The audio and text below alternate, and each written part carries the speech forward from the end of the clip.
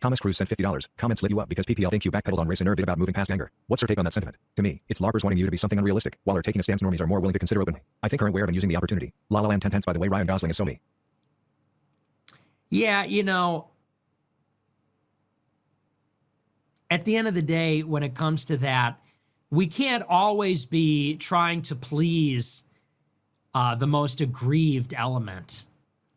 You know, it has to move past a politics of resentment. It has to be more than that. So, yeah, I mean, look, people are going to be upset. People are not going to get it. But my job is to lead. My job is not to fill and listen, you know, I know that I'm on a run right now. I'm very popular right now. And what happens when you get popular for one or another thing is then people start expecting you to be a people pleaser. And I'm not here to be a people pleaser. I'm here to be a leader. That means I'm right before everybody else. That's what it means to be a leader. It means I'm right.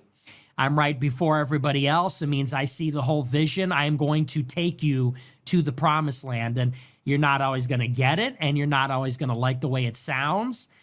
And sometimes it's a little messy or clunky or something. But, you know, I never tell you, trust me. I never say, trust me, believe me. I say, watch me work.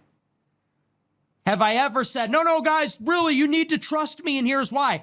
I say, you're with me or you're against me, but in a year, we'll see who's fucking right. I've always said that about everything. You know, in 2018, we were feuding with Richard Spencer and the right stuff, and people wanted me, oh, you got to debate Richard Spencer. I said, you know what? Let's just see where we are in a year. I said, let's just see where we are relative to each other, and we'll see who wins. You know, there's a lot of talk, and people talk, and you listen to what I say, and you form your, you know, opinion on it, even though you know half of what I know for the most part. I always say, don't believe me, don't trust me. I don't need you to believe me or trust me. I need you to watch me work. I will act, you will react. I will act, I will drive the conversation. You will be left a year later wondering how I predicted it. I will tell you the future today. I will pick apart the things that are incomprehensibly complex to you. You will watch, you will listen, you will react. And in a year, you will say, how did he get it? How did he predict it a year in advance? How does he know all this? You will be left wondering. So, you know, when I say what I say about race, which is we have to move beyond grievance and bitterness, if you take that as backpedaling, it shows you really don't understand what we're about, and you never did. It also shows you're just low IQ, to be honest. Because bitterness and resentment is without content. You know, to say that the movement needs to be generative as opposed to resentful, it has very little to do with the actual essential principles. It has more to do with the tone, with the attitude. It has more to do with, you know, how the sentiment is expressed. And for people to say it's backpedaling to hop off of anger, grievance, you know, then what is the movement to be based on? Is the movement supposed to be about, you know, being resentful? Because I think resentment is bad, actually. Resentment is not healthy. It can be warranted. It can be valid.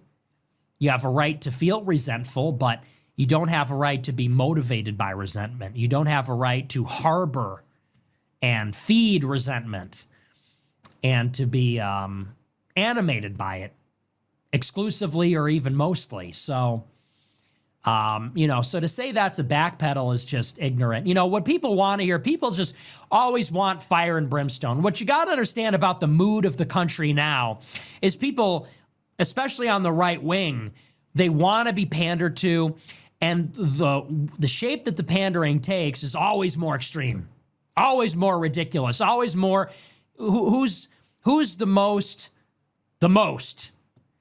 Well, I don't believe anything's real. Well, I think all black people need to go. I think they're all pedophiles. I think they're all transsexual pedo, Freemason, satanic, Illuminati freaks, So there is this like toxic element on the right, this toxic pole. I don't think actually that the truth is always more conspiratard, always more hateful, always more exclusionary, always more prideful, resentful. It's a competition of who could be the angriest white man. I'm not trying to win that competition. What I want is for the Republican Party to recognize the distinct ethnic interests of the white people and the heritage of America. And I think there is a way to incorporate that into a bigger vision that is generative, that is propositionally positive. But I'm not in the running for the angriest white man competition, who could be the angriest, the most resentful, who could make the most excuses, who could say if the shoe were on the other foot the most times, who's going to capitalize the W in white the most, who can beat their chest the loudest. I'm not running in that competition. Okay. So, look, we want to be the center. We want to win. We want to endear the entire country to ourselves. We want to build a coalition and rule America eventually. And for that to take shape, we need everybody to be on board, okay? We need it to become undeniable, like that what we're saying is so true and so obviously the vision that it's just like a foregone conclusion. When they say we're all Keynesians now, we're all liberals now. One day we need to say we're all traditionalists now, or groypers or nationalists, whatever shape it will take. And we also need to attract a certain group of people. We need to attract people that are high in openness. We need to attract people that are innovators. We need to attract people that are progressive, that are forward thinking. Who's going to build our society for us? Have you ever thought of that? Who will make the new symphonies? Who will make the new cathedrals? Who will invent the futuristic cities, the new aqueducts, who will write the poetry? Are these people that are going to be grumbling Matt Walsh's bitching about anti-white racism? No. The people that are going to build our future for us, the people that are going to build our revival civilization, they're going to be people that need to hear a different sort of message, an uplifting message, a message that looks upward, that points upward, an ascendant message. And to enlist those people, to get those people on board, to get buy-in with those people, look, they're of a different nature, a different stock, caliber, whatever you want to say, and they're going to need a different kind of message. So if the message is always going to be grumbly, knuckle-dragging, did you capitalize the W in white? I'm white, I'm pissed off. It's going to be a very narrow appeal. It's going to appeal to a very narrow substrate of people. And honestly, how much mileage are you going to get out of that kind of a crowd? There's a certain crowd that all they want to hear is that, and their mind becomes filled up with that. Their mind becomes filled up with grievances and complaints, and and that's for them, that's politics. How many of you have any creative solutions to any problems? Can you name one? How many of you have any creative solutions to any problem? A national security problem, a tech problem, a business problem. We all know what we're against. Do you know what we're for? How are we going to make all this work? Do we have any ideas? I'm interested in people that have ideas. I'm interested in people that are thinking about those questions rather than being filled with grievance, resentment. And we need a cadre of political operatives that are going to be ideologically rigorous and aligned. And yeah, you could say those are more grievance-oriented people. We're going to need a lot of very political people, very ruthless people, lawyers, people on political campaigns. We need operators. And yeah, many of them are going to be tough and they're going to be pissed. We're also going to need inventors. We're also going to need scientists. We're also going to need artists. We're going to need to enlist another kind of clientele too.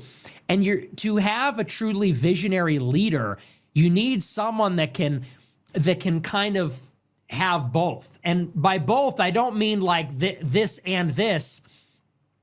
I mean, you need to kind of have a vision where you take the grievance and you translate it into a vision. You take the righteous indignation, which we're all feeling. We're all feeling negative. We're all feeling the slow decay, the death of our civilization. It's oppressive. It's an oppressive energy. We all feel the kind of hopelessness that we're out of options, backed into a corner. And the question is, how do you take that sentiment and transmute it? It's like an alchemy. How do you, and not actually, but how do you transform that into a positive vision? How do you take a negative and turn it into a positive? Turn it into a public works program, turn it into a cathedral in the city square. How do you take a problem and turn it into a solution? Take a grievance, a negative, I'm against this, and turn it into I'm for this. You know, and conservatives are very good at telling everybody what they're against.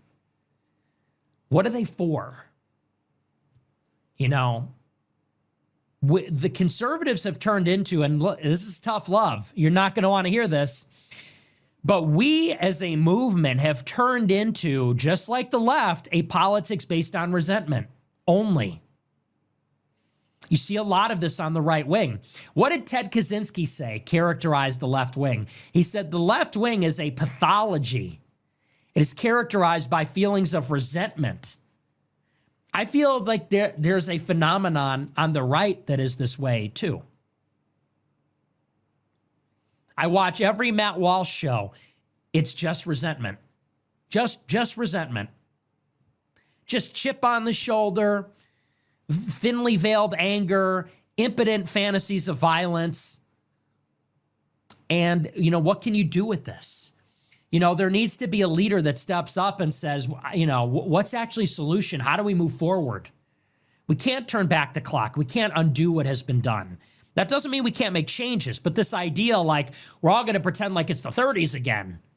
We're all going to pretend like it's the 20s again. The people that we don't like, we have fantasies of violence and we're going to make them shut up. And then what? And then what happens the next day? You know, I actually think there's a lot of good things about this country. I like Hollywood. I don't like necessarily the messaging of the movies, but without question, Hollywood is one of the wonders of the world. Silicon Valley is one of the wonders of the world. You know, this is a great country. We have great things. How do we make it work? How do we make it better? And so, you know, to say that's a backpedal, it's like, yeah, I mean, I'm actually against backpedaling itself. I'm against pedaling forward. I am a progressive. We should have visions. We should be kept awake at night, not just about how angry we are in this pit in our stomach. We should be kept awake at night also by our dreams. You know, do we have dreams? Do we have the audacity to dream about a better future? Or do we just have these kind of revenge fantasies where we hurt the people that hurt us in our perception? And don't get me wrong, I mean, we're going to have to put some people in jail. Like, yeah, that part of the dream is that, yes, people will be deported, people will go to jail, but what else do you do on top of that? You know? So, anyway, so that's really the question, because I look at a lot of these people like an Elon Musk, like a Peter Thiel, and say what you want about them. And yeah, on some level, they are like cutouts, for the CIA or intelligence. But what you envy about the Silicon Valley guys is they're innovators. What you envy about, say what you want about their politics. Yeah, they're pro-immigration, they're pro-free markets, they're too pro-free markets, they're too libertarian. But the venture capital mindset, I don't hate the mindset. They're entrepreneurial. They invest in risky things. They invest in ideas. They make magazines. Like they're doing things. We should do things too, you know? And that's my challenge to all of you. So, and like I said, I'm going to lead by example. We will show you the better future. We will show you the vision. We'll show you the way. And we'll endear people to our side, not just because we make some complaint about Israel, but because eventually we will have the vision. That's the goal. That's how you take it to the next level. Yeah, like this idiot in a live chat says, flat out create a new NSDAP Nazi party. Yeah, great idea, dude. This is what I'm talking about. We should just make another Nazi party like Hitler. Oh, yeah, true. White Angriest said $11. If Vance wins 2028, what are the main things we will get from his administration? It's just like this low IQ knucklehead stuff. It's just got to be driven out. It can't be allowed to dominate.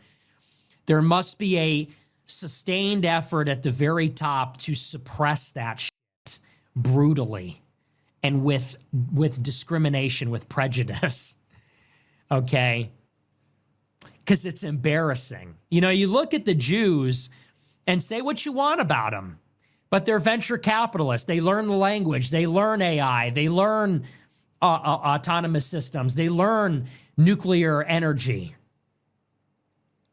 And what do our knuckleheads do? They say, we should do the Nazi thing again. What if we did black shirts and we did swastika flag and we march around?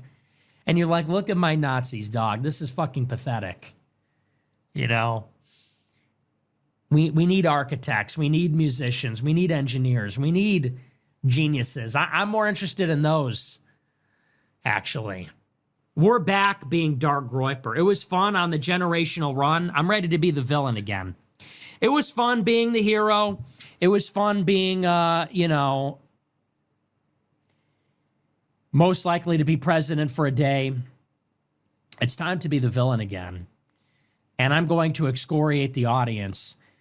Here is the problem. Last year, during the 2024 election, it was obvious that Trump was going to sell us down the river. It was obvious because he was telling us. He told us in June of last year that we were going to staple green cards to diplomas. When they pressed him about mass deportations, he said, we're going to take out the violent criminals first. We'll worry about the rest later.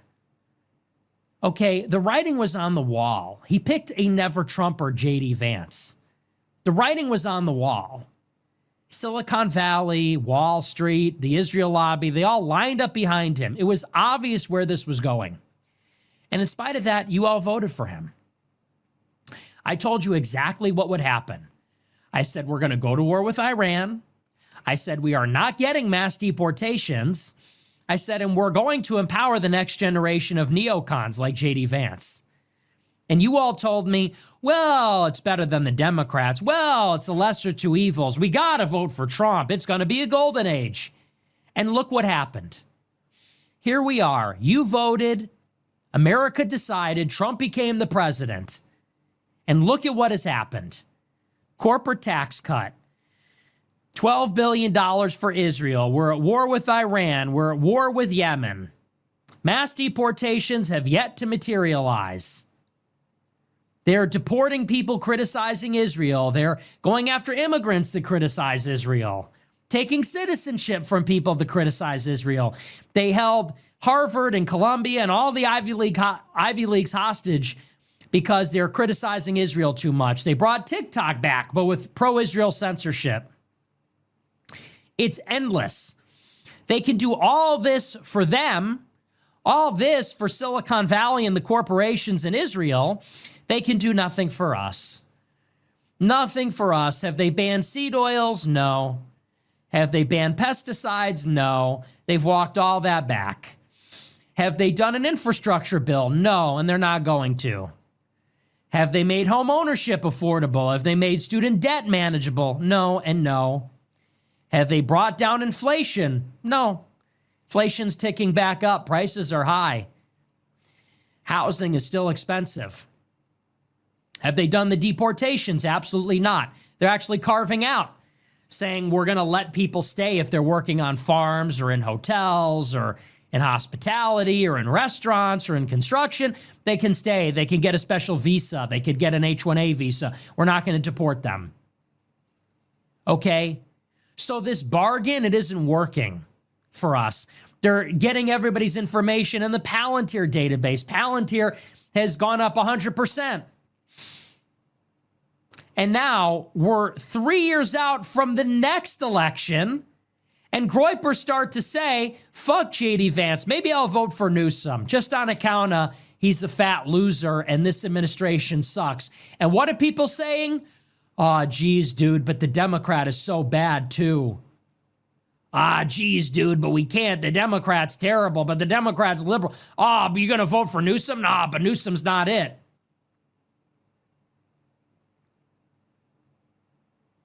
Do you get it? This is how they keep you contained, okay? This is how they keep you controlled. This is how they keep you brainwashed. What if we just didn't vote? Yeah, and yes, that means a Democrat would win. So what? So what? A Democrat did win. And Republicans, by the way, did nothing to stop it. You think Republicans give a shit if Democrats get in power? They really don't. When the election was stolen for Trump, did Republicans do anything? Did they do anything to prevent that from happening? Do you know Trump's entire legal counsel during Stop the Steal, they didn't even give a shit? The Republican House and Senate, the Republican-controlled state legislatures, they did nothing because it's really not that bad for them. And then the Democrats, when Biden crashed out and it was apparent that Trump would win, did the Democrats care? No. You know what the Democrats said? They said Trump will win and it's okay. We'll live. Literally, that's what they were saying. They're not even pretending anymore. So isn't it interesting? At the highest level, they just trade. The Republicans and Democrats, they're on and off. Sometimes they're in power, sometimes they're not, but they're still good. And they're all friends with each other. And they all know that it's all going to be okay. No one really cares. And the billionaires, they go between Republican and Democrat. They support one year, another the next. It's down here on this level that we have to kill each other. We're having these debates. Gavin Newsom's a woke race communist. Trump is based. Dude, these are arguments that we are having down here among the people that don't matter, the people that don't make decisions, the people that don't have wealth, the people that don't have capital and don't have connections and don't know how anything works. It's down here that these ridiculous arguments are happening. Do you really think that's what is going to change politics, is a debate between Scott Presler and Harry Sisson? Seriously? Some sweaty, tall, effeminate homosexual and some liberal faggot cuck on the other side, and they're going to debate about policies? Republican presidents are good. Democrat presidents are bad. Like, we have to break out of this, guys. We have to break out of this matrix. That's not politics. Politics is not voting reliably for the party you align with. Like nominally, that you nominally align with. Politics is when you group up.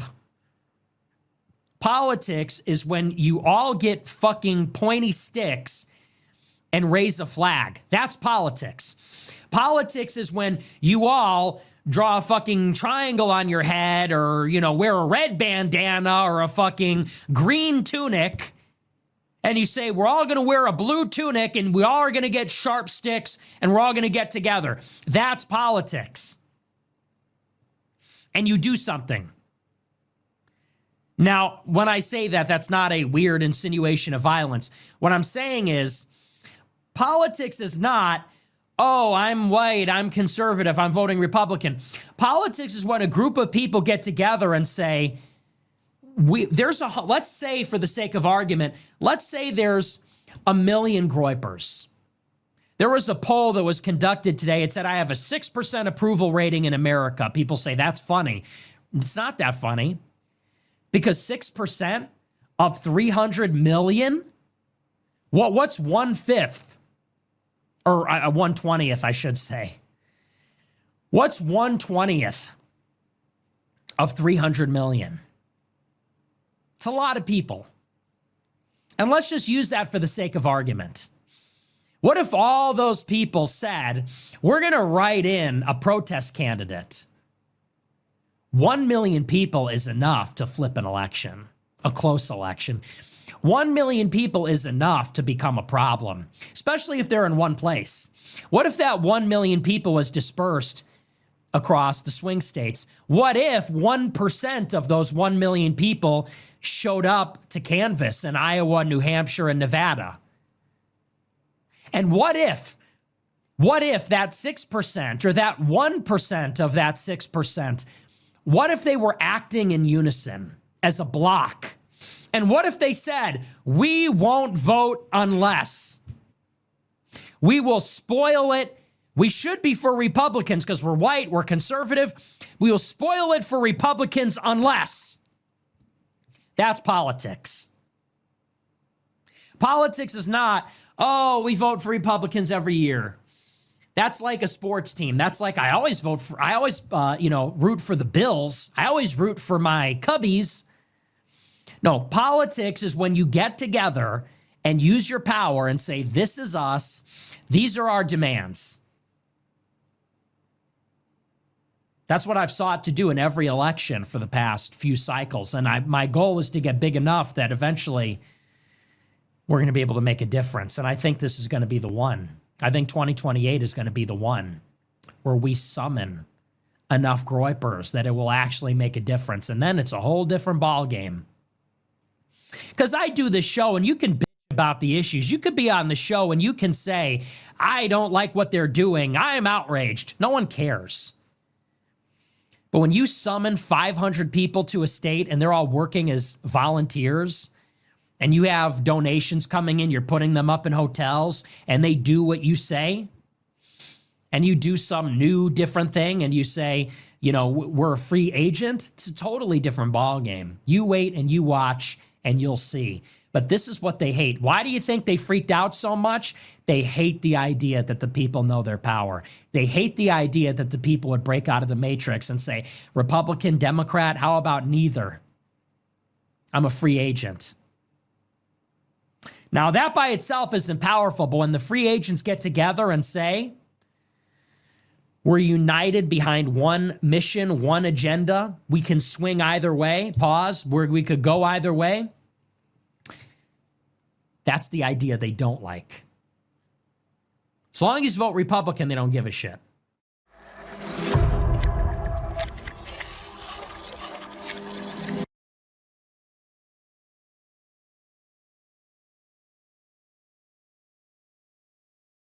Where a group of little girls is confronted by what seems to be a foreigner, maybe a gypsy, maybe a Muslim. Don't wait. That by itself isn't powerful, but when the free agents get together and say, we're united behind one mission, one agenda, we can swing either way, we could go either way. That's the idea they don't like.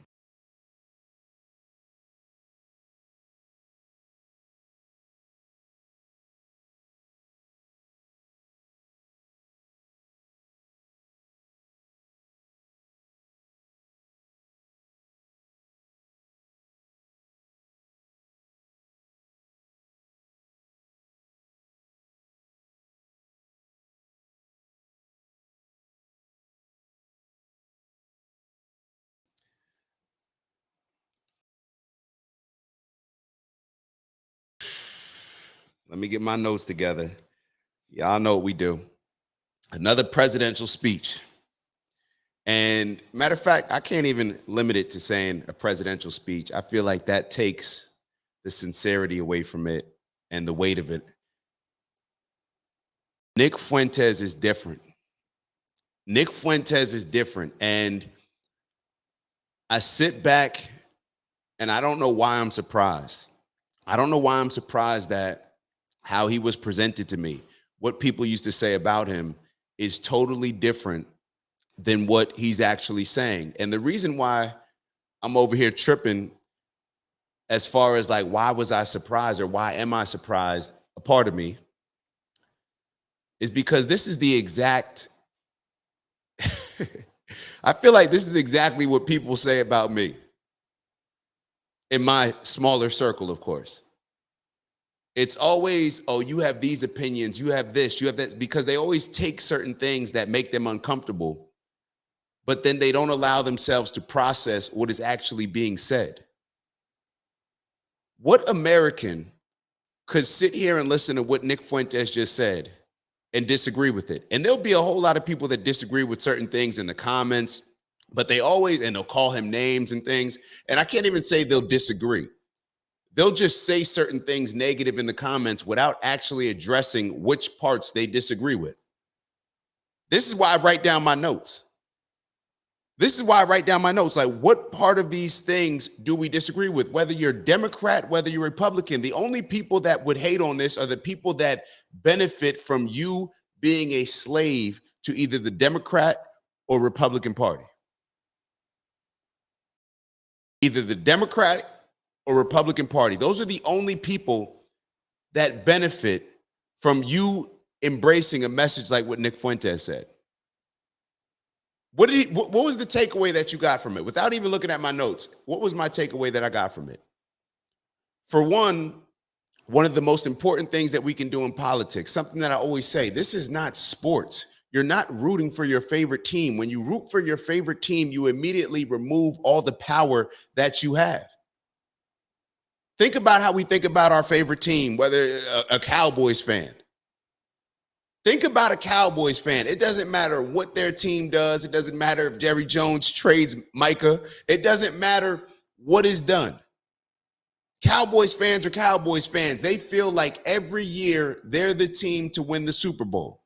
You become delusional rooting for people rather than assessing their performance. How did he start off this speech? He said, don't trust me. What politician says don't trust me? We've said this over and over. Stop listening to what people say they're going to do for you and just look at what they've done. Just by doing that, just by saying, hey, I'm not voting for you based on what you're promising me. I'm always just going to look at your record. Imagine that accountability that is placed on any politician now. If we no longer vote on what's going to be promised to us and just by your record, then that's going to force politicians to actually stand on the things that they say they believe in with actions before they even get to us. But instead, what do we have? And this happens with this whole complaint narrative. This whole complaint narrative where he's talking about Matt Walsh, and it's like, who can be the angriest white guy? Who can be the angriest white guy and just complain about the other side? That is exactly what the Democratic Party did. That's what the liberals have created a brand on. How do I know? Because I used to rock out with them. Everything was based on a complaint. The whole reason why I embrace being more of a conservative, and I don't even like to put labels on it, but as of right now, I'm a conservative, and obviously things switch based on where society is, but as far as political parties and things of that nature. But the entire reason why I embraced being a conservative was the fact that I was tired of blaming other people. I was tired of placing the energy externally and decided to just place it internally. I was tired of saying that things are not fair. There's not a level playing field. I don't need a level playing field. I'd rather direct that energy towards making myself better. I don't care if the rules are unfair. Complaining about the rules being unfair doesn't change the rules being fair. Complaining about the rules being unfair doesn't do anything. Actually winning, uniting, creating that united front, and then leveraging it, that puts pressure on changing the rules. You have to win first. Or at least have to have some type of leverage to where you can control with your following who's going to win. But instead, everything is about complaining. Everything is about this victimhood. Politics has become the victimhood Olympics. Who can pander to whatever group the most? And what did Nick Fuentes say when he said, I'm tired of being the hero? And I don't know if y'all been noticing it, but his energy's been shifting. And I can only, I'm saying his energy's been shifting. I'll be totally honest with you. I've really only been consuming this information for the last few weeks that y'all have seen me posting. And really the last week heavy. Other than that, it was just clips that other people have been sending me. But I was just logical enough, because I've done the emotional games. I was logical enough to not get caught up in all the rhetoric, not to get caught up in how people have painted the picture of him, for me to go into it. Oh, he's a racist, he's an anti-Semite. I put all that stuff. I just listened to what was being said. So when he says, I'm tired of being the hero, I don't know what y'all heard, but what I heard is he's not going to pander to the Matt Walsh crowd. He's not going to pander to the victimhood, even if that means, and he may not say it, but this is my takeaway from it, even if that means the white people acting like victims. Just like the black people act like victims. We're not doing that. I'm not pandering to you. I'm not just jumping up on this show and just going to use certain rhetoric because I know it's going to fire you up, rile you up, get you hyped up to where it's soothing your anger and frustrations. That's what politicians do. That's why I can't stand the church in a lot of ways. It's all about, let me not even get into that. Let me not get into that because that's an entirely different conversation. An entirely different conversation. For a lot of reasons, that's why I also have certain issues with therapy, or at least how therapy is presented, because none of it's solution-based. It's all about making you feel better about the problems that you have. No, give me some solutions. Give me some real direction. Take a risk. Yeah, I may go that way and things may not add up. Things may not go well. Total side note, my apologies. And I shouldn't have even introduced the whole therapy thing because that really takes a lot more context. And I don't mean to each their own, whatever works for you, but I'm just talking about certain issues that I have with certain aspects of therapy. But let's go through some of these notes. And I want to highlight some of the things that he said. Moving past the politics of resentment. He's absolutely right. There's a lot of stuff that I've watched on Matt Walsh, have reviewed on our show, and have agreed with. There's a lot of times, even, with the, what is a woman? But it's all based on resentment. It's all based on creating a certain anger in me to where I'm pissed off about certain things that the woke movement has created. And yeah, perhaps I should be pissed off at a lot of these things, but I should never allow my anger to outweigh me being solution oriented and intelligent enough to understand that if you become angry to a certain point, you're just going to be controlled. When you're emotionally involved in something, you're just being controlled. Put pressure on people to not soothe your resentment, but to actually lead you in a direction that is solution oriented. That's what I heard him say. Even when he highlighted the race stuff, we have to move beyond grievance and bitterness. This is not about resentment. We have to move beyond grievance and bitterness. Get all that emotional stuff out the way. If we're still fixated on the things that have hurt us in the past, or the things that we've been angry and frustrated about in the past, it's going to be very hard for us to move into the future. And when he said that there's more to do, and it's more to do with tone and attitude, I told y'all he's adjusting his approach, it seems like, based on some of the clips that I've seen in the past, based on even certain aspects of what I hear him saying, as far as when he says his show and certain things that he says that people may be offended by, that it's rhetoric, it's performative, he's doing a show. I'm telling y'all, he's he is moving based on, in my opinion, him assuming a larger responsibility, him understanding like, damn, I have these people following me now. Do I just want to use this to make them angry? Or do I actually have a direction, have a destination, have a vision? When he said, do you have the audacity to be a dreamer? This is what I'm envisioning.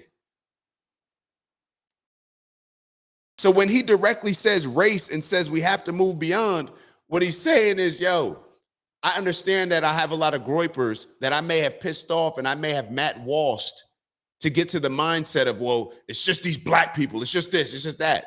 And he's taking responsibility for it. That's what I'm hearing. Now, a lot of people, I'm sure, are going to listen to that and say, well, he hasn't said it. He hasn't. Cool. That's totally understandable, to each their own. But I'm peeping what he's doing. I'm peeping what he's doing. And a lot of people will say, damn, you just believing in him. Somebody said in a comment that I'm co-signing him. I don't need to co-sign anything. I'm just watching him. I'm just paying attention. Like he said, yo, don't trust me. Just watch me work. And a year from now, we'll see what things are. So I don't need to dislike him. I don't need to like him. I can appreciate the authenticity. I can appreciate him being direct and genuine. I can appreciate him not being like a lot of these politicians who go to acting school and then are acting their entire time up there, telling you all the things that they're going to do. Meanwhile, they have a record of doing none of these things, but they're begging you to promise to follow me, trust me. In my opinion, he's trying to scale back the rhetoric. When you say certain things and you understand the following that you have, and you say, I'm not trying to win the competition of becoming the angriest white man, and you reference Matt Walsh, peep what he's saying. Peep what he's saying. And a lot of people may say certain aspects of what he says are embracing a victim mentality. Sometimes you got to call stuff out. Now, sometimes some of it may be a victim mentality. I don't know. That's for each and everybody else to decide. That's for everybody to decide whether it's victim stuff and whatnot, and how certain things that he may have said may come across as embracing some type of victimhood. But when I hear you say, I'm not trying to win the competition of becoming the angriest white man, all I heard was, yo, I'm not doing this whole victim narrative. I'm not doing the whole victim narrative. When Matt Walsh, he said, was complaining, he used the B word. You know, y'all may not like it, but I try not to curse on these things. I try not to curse. But he's right, yo. He's right. Stop complaining. That's punkish behavior. That's punkish behavior when every day you go on a show and all you're doing is complaining, but you're not leading anywhere. You're not solution oriented. How do you take a problem, a negative, and turn it into a positive solution? Conservatives are good at saying what we're against, but not what we're for. This is exactly what the liberals used to do, what the liberals still do. Now it's the same thing. And I don't know if y'all really soaked up what he was saying when, you know, the conservatives or the Democrats didn't care that Trump was going to win. Conservatives don't care that when the Democrat wins. You know what I thought about?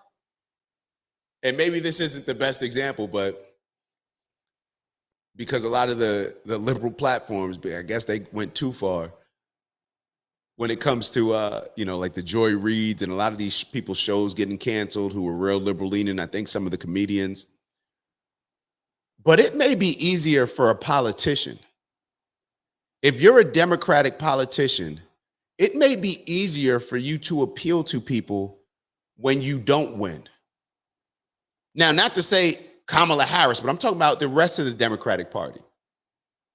You become more relevant when a Democrat doesn't win. Gavin Newsom becomes more relevant when Kamala Harris doesn't win. He can complain about Trump. He can complain about the mishaps with Kamala Harris and how the Democrats have done things wrong in the past. He can do all these things. But if a Democrat wins, then you actually, it's like, oh, damn, I was complaining all this time. You know, like a kid, you ever play on a sports team? Y'all know I relate everything to sports. I can remember being on teams where the cats on the sideline are complaining about what they would do if they got in the game, not getting in the game, coach hating on them, all this type of stuff. But then when they actually get in the game and they got the ball, they freeze.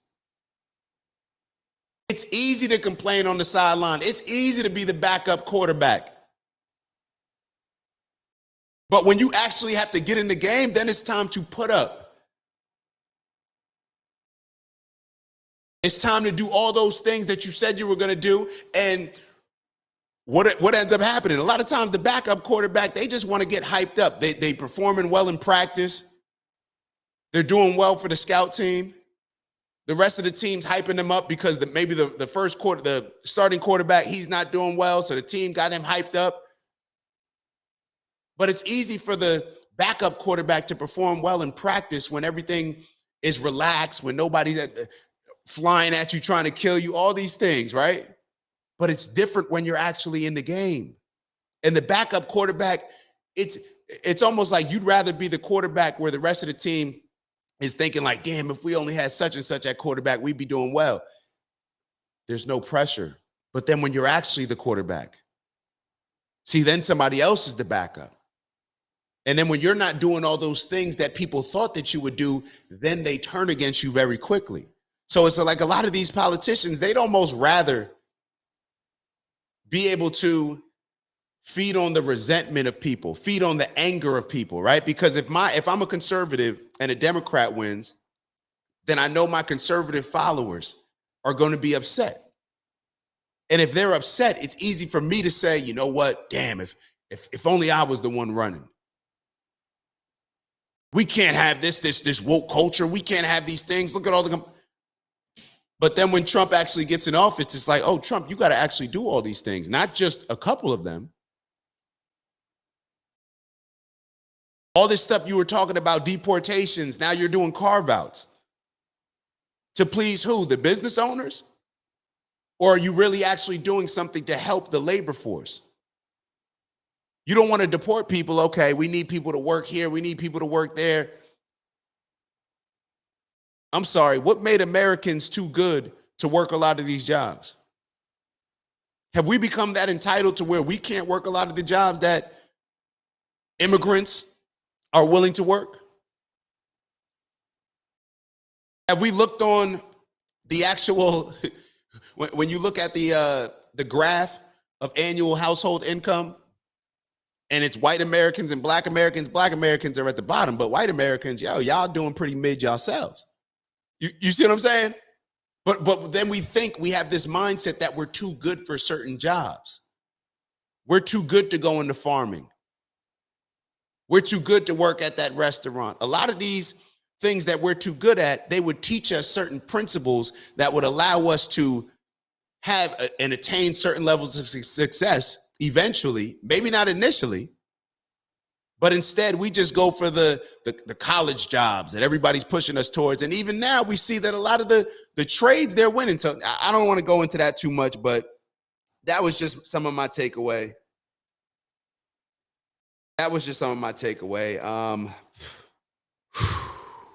Republican, Democrat, I'm a free agent.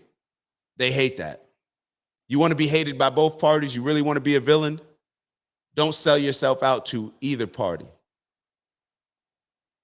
Be the person that can unite a group and say, look, I don't like either one of y'all. I don't emotionally like any of y'all. Who's going to create the best plan of action for the people that I align with? And when I say who's going to create the best plan of action, a lot of that is based on what you've done in the past. You actually have to have a history that establishes credibility. You can't just tell me what you're going to do. You actually have to have a history of doing some of these things that establishes credibility. So therefore, I believe in the vision that you're setting for me. I trust that you understand my vision, my wants, the things that are non-negotiables. And why do we have some type of understanding? Because you've already been doing them. So that's my feedback. Appreciate y'all. Y'all continue to like, show love. Appreciate y'all just rocking with me. And I'll see y'all in the next video.